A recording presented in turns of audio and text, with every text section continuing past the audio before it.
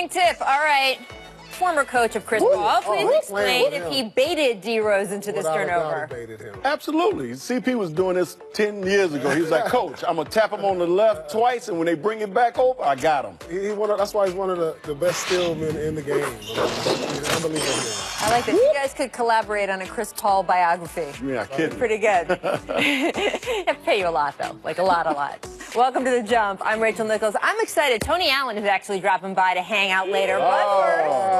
But first, we got Inglewood up to no good up here. Inglewood's finest. Right? In the house. Inglewood's finest. Finals MVP Paul Pierce, three-time NBA champ Byron Scott. Byron, you hadn't gotten to the studio before the show. Paul was already talking trash about you in your high school days. Listen, he went to Morningside, the other school. Oh, I got to hear this. Okay. And you know what?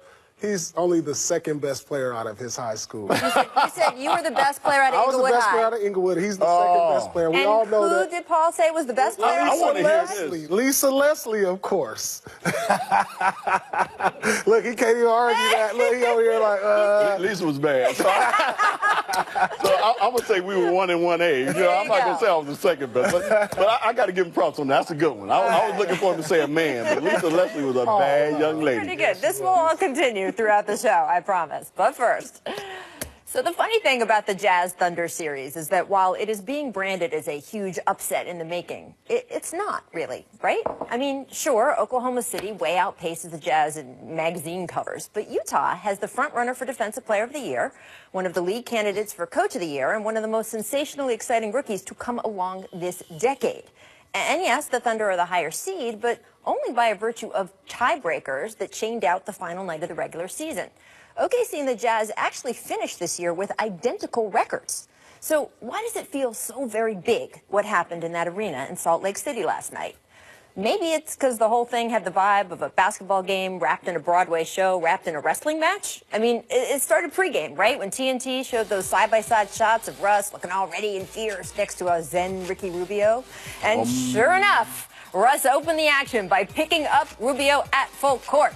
But, well, I mean, I got to say, we predicted this on the show yesterday, that Russ's focus on, quote, shutting down Rubio would likely distract him from his larger goal. And indeed, that seems to be what happened, as Rubio baited Russ into 2 fouls in the opening 8 minutes.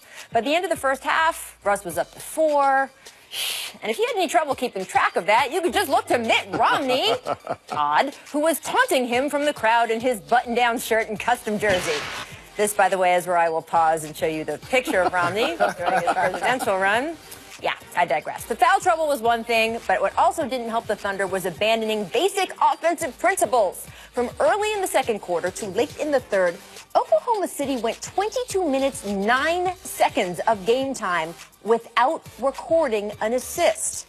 Melo missed so many shots, I was wondering if the equipment guy would break out the emergency hoodie just to try to get him going. And at the other end, things were even worse as OKC appeared to just, I don't know, flat out forget how to defend the pick and roll. They overhelped over and over again. I mean, this just gets so ugly. And it's not a good combo when it is also paired with this kind of transition defense that resembles a piece of cheesecloth. It is no shock that this all devolved into a shoving match late in the fourth, where we got Jay Crowder elbowing Steven Adams, and Adams not even moving. Honestly, that was probably the best moment of the night for Thunder fans. And while Crowder was ejected, Jazz fans too busy celebrating to care. Take a little listen in here. What have you shown?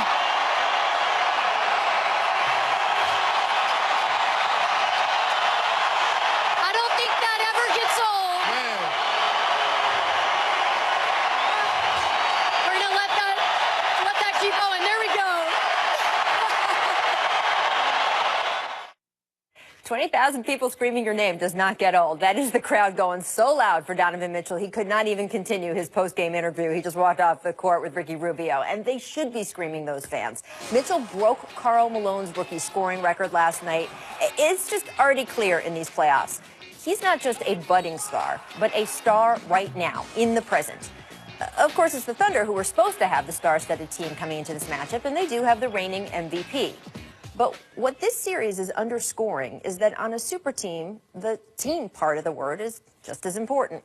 And it will be the reason that if the Jazz do close out this series, maybe it won't really be that much of an upset after all.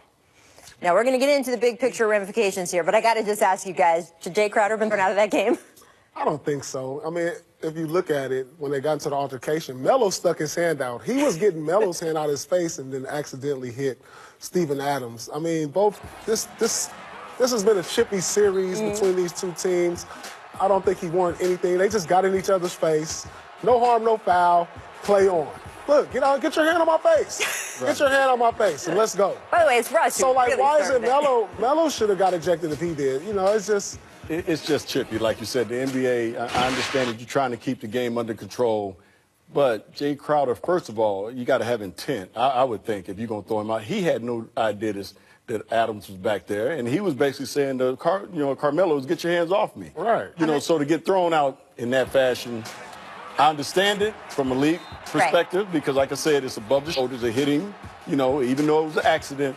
But come on, guys. I mean, let them play basketball. No blood, no harm, no foul. Right, let them play basketball. Okay, first of all, just because Steven Adams has the body control not to bleed does not mean you should punish him. Well, but no, I'm going to play devil's advocate just in this. First of all, I do agree he did not have intent. I think it's pretty obvious from the video. He did purposely try to get Steven Adams out. But you are kind of responsible for your own body, especially when it's around another player's face. And aren't the refs at that point, it's late in the game, throwing Crowder out is not going to affect Utah winning. Aren't they just trying to dissolve it so it doesn't get worse?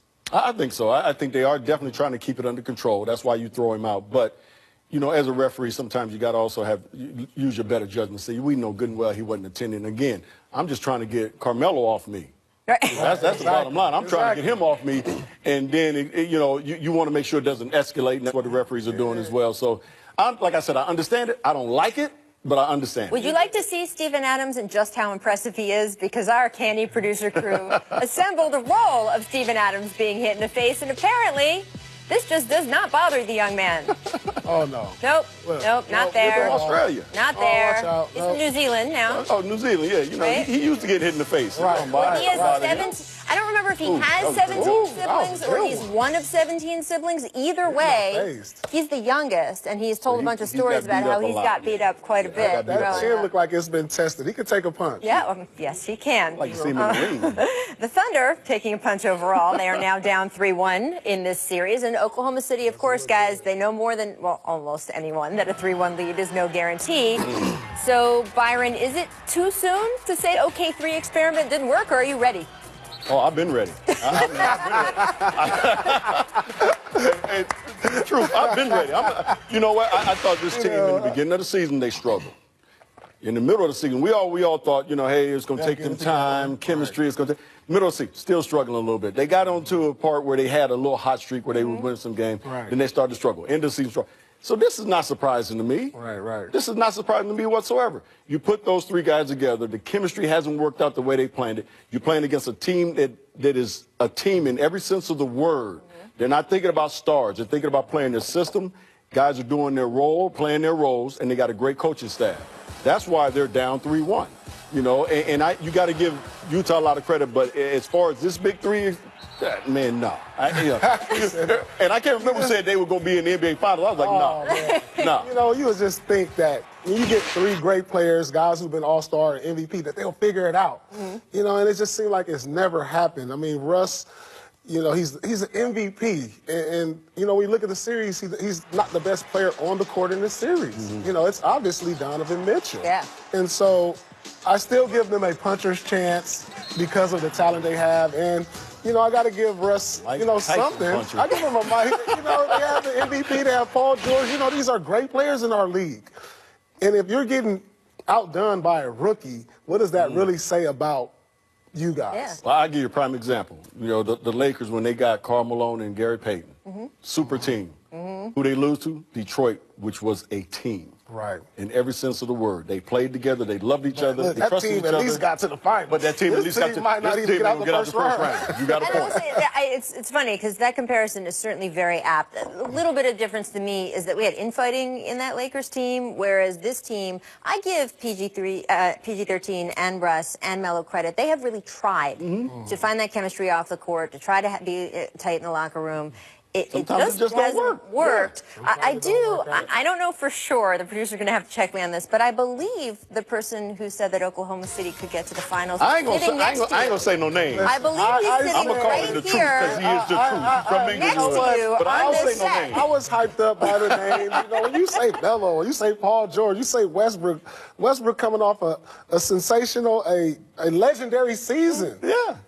You just think, all right, you got to give him a shot. The truth didn't tell the truth on this one, though. Not at all. I feel bad. It's okay. It's okay. Yeah, for them to maybe go out in the first round. If you're if you're out there betting, whatever I say, do the opposite. That's also a good rule for Charles Barkley I learned during my time at TNT, and I had some bad nights. All right, coming up, the Rockets dropped 50 in the third quarter against the Wolves. Perfect quarter, maybe? I don't know if this switch has officially been flipped. But first, here's our distant replay from this date in 1998, Shaquille O'Neal. Coming back to the other end. Campbell in the post. Watch your head. Who was that on? Why get in that man's way? Yeah. Is that Phil Rattler? Is that right? Nope, that was Coda. Is that the big Cato? Don't get in that man's way. See, I covered the NCAA tournament with Charles Barkley, and whoever he'd pick, you just want to go pick the opposite. 'Cause if you put your $20 down on whoever Charles. This may